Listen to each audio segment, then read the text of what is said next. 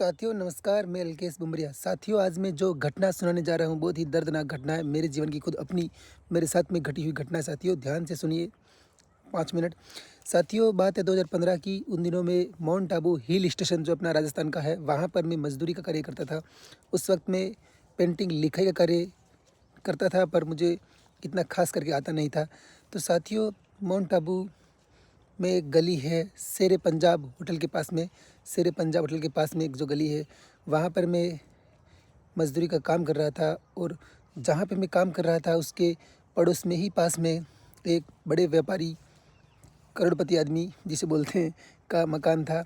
तो साथियों वहाँ पर क्या होता है, जिस टाइम में मैं मज़दूरी कर रहा था दोपहर के टाइम में जब छुट्टी होती है हम घर को खाना खाते हैं, उसी टाइम में जिस वक्त मैं उसके मकान के पास से गुजर रहा था उसके सीसीटीवी कैमरे में रिकॉर्डिंग हो रहा था मेरा फेस, उसी वक्त उस रूम के अंदर चोरी होती है। साथियों ये इत्तेफाक मेरी बदकिस्मती थी, उसी वक्त उस होटल में चोरी होती है। और चोरी होने के बाद मेरा सीसीटीवी कैमरे में मेरा चेहरा रिकॉर्डिंग हो जाता है। और इसके दूसरे दिन माउंट आबू में कुछ ऐसा होता है कि कर्फ्यू लग जाता है। कुछ कारण था उस वक्त, ऐसा कुछ माहौल था वहाँ पे, कुछ झगड़ा वगैरह हो चुका था, ऐसा कुछ था। तो वहाँ पे कर्फ्यू लग गया था, यानी 5-6 दिनों तक कर्फ्यू लग गया था। तो हमारे वहाँ पे रहने का प्रॉब्लम हो रही थी, मज़दूरी बंद हो गई थी। तो मैंने क्या करा, मेरे कलर का जो पेंटिंग सामान लेके साथ में घूमता था तब भी मैं, तो जो मेरे पास में सामान था वो बैग में पैक करा और गाड़ियाँ तो आनी जानी बंद हो गई थी।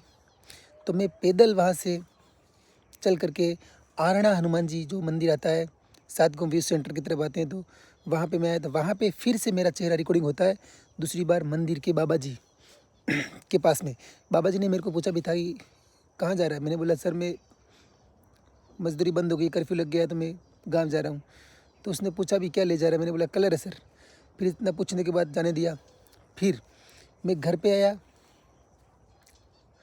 पैदल चल के आबू रोड आया था। आबू रोड से फिर मेरे को गाड़ी मिल गई थी। फिर मैं घर पे आया, सो गया। फिर मैं सो गया तो सुबह के 4 बजे जब मैं घर पे सोया हुआ था तो सुबह के 4 बजे बाहर से आवाज़ आती है, अल्केश जल्दी आ, बाहर आ। मुझे ये आवाज़ कोई जानी पहचानी लगी। फिर मैंने नींद में ही सुना, और कौन बोल रहा है बोला। फिर उसने बोला कि अरे पेंटिंग करनी है। फिर मेरे को पता चल गया कि ये किसी पुलिस वाले की आवाज़ है। जो मांडवा पुलिस वाले रहते थे उनको सबको मैं पहचानता था। उनका तो अभी ट्रांसफ़र हो चुका है आज की तारीख में, तो वो तो यहाँ पे कोई नहीं है। आवाज़ आई। फिर मैं चड्डा पहना हुआ था मैंने और ऊपर टी शर्ट पहनी हुई थी। फिर मैं बाहर निकला तो सुबह जब उठते हैं तो अपने पेशाब होते हैं, सभी होते ही है। तो मैं पेशाब करने के लिए जैसे बाथरूम की तरफ गया तो पुलिस वाले ने मेरा हाथ पकड़ लिया, बोला कि चल चल पेंटिंग करनी है। 4 बजे अंधेरे में बोल रहा है वो। मैंने बोला सर जी पेंटिंग कर देंगे, पेशाब तो करने दो। अरे अरे नहीं नहीं जल्दी अर्जेंट है, आगे से टीम आ रही है। मैंने बोला सर जी इतना अर्जेंट है तो पेशाब तो करने दो। उसने पेशाब तक नहीं करने दिया मेरे को, जल्दी से जल्दी आई हूँ। मैंने बोला कलर लेने दो, सामान लेने दो, सामान नहीं लेने दिया। मुझे तब तक पता ही नहीं कि मेरे पे इतना बड़ा इल्ज़ाम आने वाला है चोरी का, इतनी खतरनाक मेरे साथ घटना होने वाली है। मुझे तब तक कोई जानकारी नहीं। साथियों फिर क्या होता है, मेरे को वहाँ से बिठा करके मांडवा पुलिस थाने ले जाया गया। वहाँ पर मैंने बोला सर कहाँ है, जल्दी कलर दो मैं पेंटिंग कर देता हूँ। तो उसने बोला कि यहाँ पे नहीं करनी है, पेंटिंग करनी है सरूगंज। फिर बोला चलो जल्दी, ठीक है कोई बात नहीं, सरूगंज चले। सरूगंज गए, वहाँ पर बोले कि नहीं यहाँ नहीं करनी है, अपने को करनी है आबू रोड। आबू रोड गए, फिर बोला उन्होंने अरे साहब का फ़ोन आया है कि माउंट आबू पहले करते हैं। बोला, चलो ठीक है। फिर उन्होंने माउंट आबू चढ़ाई चढ़ने लगे और बीच में चापा बेरी करके एक पुलिस चौकी आती है, वहाँ पर हमको उतारा। और वहाँ पर मेरे को सबने घेरा डाला पुलिस वालों ने और पूछने लगे कि माल कहाँ है। मैंने बोला माल, मेरे मन में आइडिया आया एक लड़की को भी माल बोलते हैं। मैंने बोला कोई लड़की वड़की का चक्कर है क्या, कौन माल सर, मेरी कोई गर्लफ्रेंड भी नहीं है, मुझे कोई पता नहीं कौन माल। फिर उन्होंने बोला तू बहुत शातिर आदमी है। एक उन्होंने क्या बोला कि आधा हिस्सा तेरे को भी देंगे, आधा हम बांटेंगे, बता दे। मैंने बोला सर जी, मैंने छाती ठोक के बोला सर जी मैं ईमानदारी से पैसे कमाने वाला आदमी हूँ, चोरी चकारी का काम करता ना तो मजदूरी नहीं करता मैं। फिर वहाँ से मेरे को धमका करके माउंट आबू लेके, मेरे को तब पता चला कि मामला ये हो गया है। और मेरे खिलाफ वहाँ पे कोई लड़की गवाही देने के लिए भी तैयार होगी, डुप्लीकेट गवाही देने के लिए कि यही लड़का था, यही लड़का था। मेरे को माउंट आबू में 5 दिनों तक, 5 दिनों तक इतना टॉर्चर किया, इतना टॉर्चर किया। इतना टॉर्चर किया, अलग अलग टीमें आती, इस तरीके से पूछताछ करती कि मेरा दिमाग चकरा जाता। इतना टॉर्चर किया टॉर्चर। और एक पुलिस वाले ने मेरे को एक थप्पड़ भी मारा था, अभी भी उसके चेहरे से उसको पहचानता हूँ।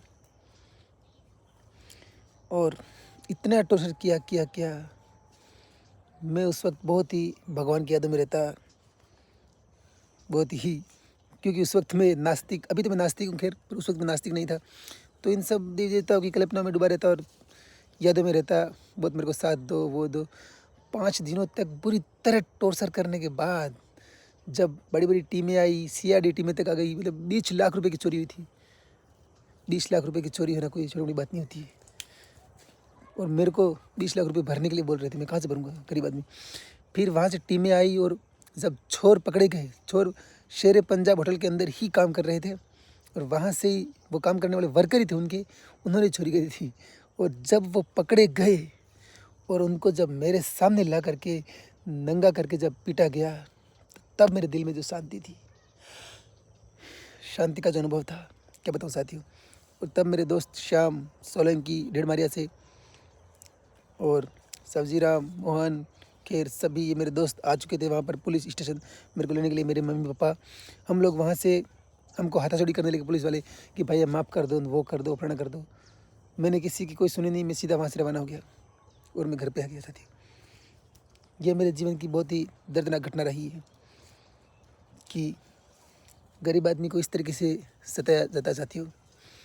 तो देखो, पुलिस प्रशासन को भी ध्यान देना चाहिए, इस तरीके से टॉर्चर किसी को नहीं करना चाहिए।